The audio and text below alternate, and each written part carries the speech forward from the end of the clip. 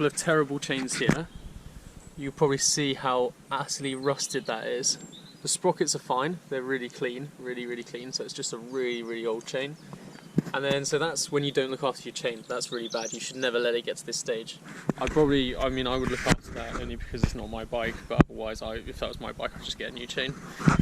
This one is kind of the opposite. I mean, this has obviously been looked after a lot better. Sprocket's kind of warm, but it's clean. But also, you can see this build-up is because whoever's been oiling it has used too heavy of an oil. So they might have done that because they were using some sort of car oil or something instead, thinking that it's the same, but you actually need a bike oil. So what I would do is I'd clean that off before I was doing anything else, and that's a bike that I do use. One of the best ways I'd do this is using some of the muck off chain cleaner, and this is one that is biodegradable as well. I do actually sometimes use WD-40, and I would use WD-40 for the whole frame of the bike as well. So all of this dirt and grime, you can spray WD-40 over the bike.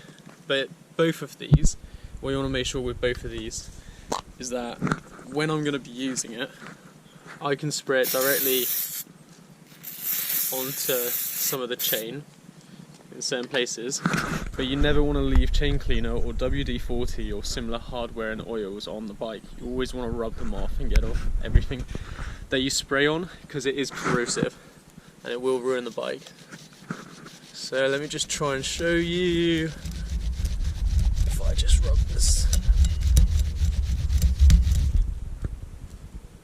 Okay, this is a really worn chain, but you can kind of see it's going a little bit more silvery rather than completely rusted. This chain is so worn that, I mean, I'm going to get off a lot of the rust, but a lot of it will just stay on, and it's a really old chain. But you can actually see, this is really good for old socks and old towels. You can actually see, I mean, that one is horribly rusted, and this one is actually looking quite a lot less rusted.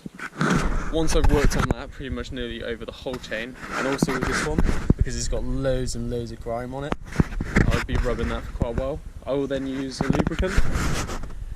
So I've got this all-weather chain lube, and the chain lube helps it to obviously work into the joints. What you don't want to be doing is that there's no point in oiling the outside of the chain. You're just going to make this more and more messy. I'm only doing this outside, but normally I'd have it in a stand so I can rotate the wheels. And then also, I will just put drop by drop. So as I'm using this, I'm going to keep the head on because I've not got the chain done. But when it's standing up, I'll just put drop by drop. Drop, drop, drop, drop, drop, drop, drop, drop. So I'll just keep doing that. Roll the chain round so that it works its way into all of the joints and the grooves and everything, and then maybe do it once or twice more just to make sure I've got all the links, and you want to do each individual link. So yeah, spray your chain, clean your chain heavily to get off all the rust and the oil and everything that's been on it before, and then use some sort of lubricant. I would use a lubricant probably once a week or more if I'm cycling weekly, especially if it's wet or dirty. And then I would probably use a heavier chain oil also once a month or once every 2 months, but I don't have any with me.